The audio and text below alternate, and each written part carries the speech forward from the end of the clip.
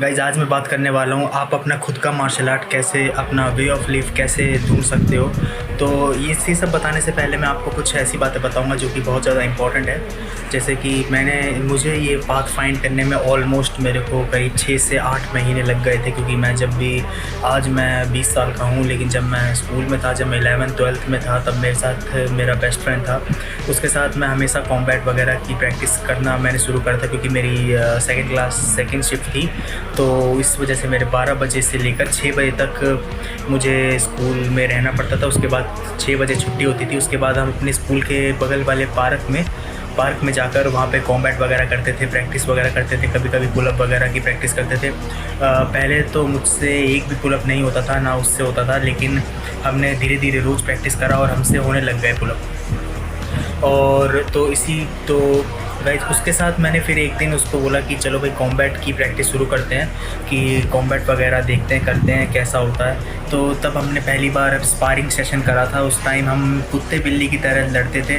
मुझे आज भी याद है हम कैसे कुत्ते बिल्ली की तरह लड़ते थे शुरुआत में, और हमें बहुत बुरा भी लगता था कि हम ये कुत्ते बिल्ली की तरह क्यों लड़ रहे हैं। तो पर उस टाइम हमें एक बात तो हमें पक्का पता थी कि कुत्ते बिल्ली की तरह ही शुरू में लड़ा जाता है। उसके बाद धीरे धीरे करके वो स्किल जब डेवलप होती है तो हम उसमें प्रोफेशनल होने लगते हैं, जैसा कि आपको सबको पता होगा।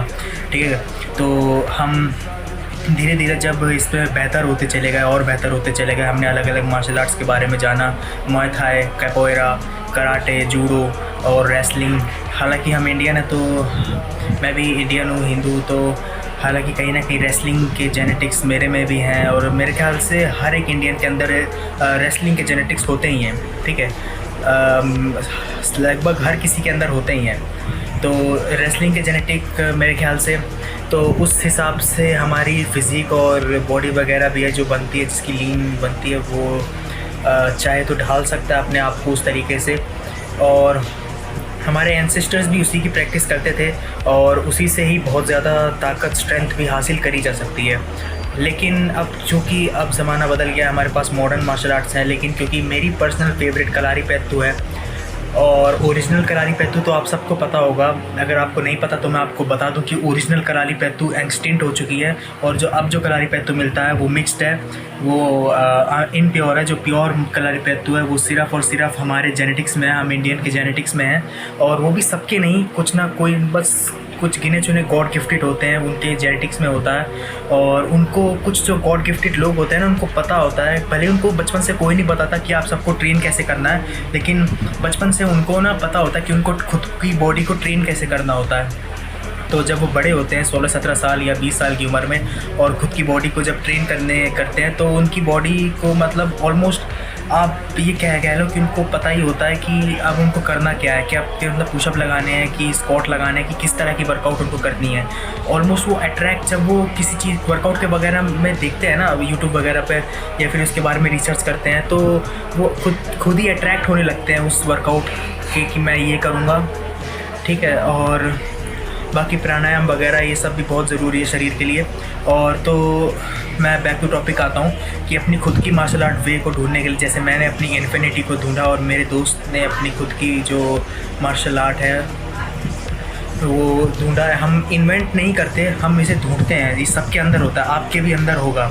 ठीक है, आपके भी अंदर आपकी खुद की मार्शल आर्ट होगी, उसे आपको खुद को ढूंढना है। वो प्रैक्टिस के साथ, समय के साथ, जब आप अपने आप को समय दोगे तब आप उसको ढूंढ पाओगे। ठीक है, तो उसके लिए मेरे दोस्त ने, मतलब नाम तो हम खुद से ही रख लेते हैं, ऑफ कोर्स हम सबका अलग अलग वे होता है, तो हमें जो पसंद है हम उसको वो बुलाते हैं। जैसे मेरे दोस्त, जो मेरा बेस्ट फ्रेंड है, उस खुद की मार्शल आर्ट को वो मैनिमल बोलता है, और मैं खुद की मार्शल आर्ट अपने वे ऑफ लिव को इन्फिनिटी बोलता हूँ। और दोनों ही बहुत अलग अलग, प्लस एक सिमिलर, एक सिक्के के पहलू की तरह है। जैसे हेड्स और टेल कभी अलग नहीं होते, लेकिन उसी के साथ साथ कभी एक दूसरे को फेस भी नहीं करते। सेम वैसा ही कुछ इसमें किस्सा होता है नहीं, ऑलमोस्ट मेरे में और उसमें है। तो जो मेरी खुद की जो वे है, वो एक्चुअली मैं इसको वे बार बार इसलिए बोल रहा हूँ क्योंकि इन्फिनिटी जो है सिर्फ एक मार्शल आर्ट नहीं है, वो जीवन जीने का एक वे भी है, कि आप अपनी ज़िंदगी को कैसे जीते हो। ठीक है, उस ज़िंदगी को जीने के लिए, उस ज़िंदगी को किस तरीके से जीते हो, आप किस सिचुएशन पे, हर सिचुएशन पे कैसे रिएक्ट करते हो, वो भी एक तरह का इन्फिनिटी ही है कि किसी बंदे के बिहेवियर में उसकी way of fight, way of living छुपा हुआ होता है। अब मैं खुद की इन्फिनिटी के बारे में बताऊं तो मुझे इतना ऑलमोस्ट नहीं पता खुद के बारे में, क्योंकि ऑलमोस्ट उसे फाइंड करने के लिए मुझे एक प्रॉपर ट्रेनिंग, प्रॉपर आइसोलेशन चाहिए, जो कि अभी तो मेरे लिए पॉसिबल नहीं है। लेकिन मुझे खुशी है कि मैं उसको ढूंढ पाया, और आगे चल कर मुझे अगर समय मिला, जो ऑफ कोर्स मुझे मिलेगा, मैं उससे अचीव करके रहूँगा उस समय को अपने लिए, कि मैं उस समय में प्योर अपने लिए उस वे ऑफ लिविंग के लिए मैं प्रैक्टिस कर सकूँ, उसको फाइंड कर सकूँ। और पर मैं अगर बेस तरीके से बोलूँ तो मेरी इन्फिनिटी एक फ़्लो को कहते हैं, कि आप फाइट करते हो, आप अपने जीते हो, वो एक फ़्लो में जीते हो। आपको सोचना नहीं पड़ता कोई मूव करने से पहले कि अब मैं ये करूँगा, ये करूँगा, ये परफेक्ट रहेगा, ये परफेक्ट रहेगा, ऐसा कुछ नहीं होता। आप बस अपने शरीर को ढीला छोड़ दो, खुला छोड़ दो, जो मर्जी करना है इसको करने दो। आपको सोचना नहीं पड़ता, आपको बस एक जैसे अल्ट्रा इंस्टिंक्ट होती है ना, यूआई मोड में चले जाना, सेम वैसा ही कुछ होता है। लेकिन ऑफ कोर्स वैसा नहीं कि मैं बेहोश ही हो जाऊँ, मेरी आंखें ब्लैक हो जाए और मैं उसमें फ़ाइट करूँ, ऐसा नहीं होता। आप कॉन्शियस रहते हो, लेकिन उसके अंदर आप फाइट करते हो, ठीक है। आपको सोचना नहीं पड़ता, और ये मेरी वे है। तो इसके लिए हालांकि इसके बहुत अच्छे एडवांटेज ये हैं कि मैं डॉज किसी भी अटैक को जो मेरी तरफ आता हो उसे मैं डॉज कर सकता हूँ। मैं उसे ना देखूँ तब भी मैं डॉज कर सकता हूँ, क्योंकि वो सेंस हो जाता है बॉडी को कि मतलब इस तरफ से कुछ है, कुछ हमला है, तो वो सेंस हो जाता है।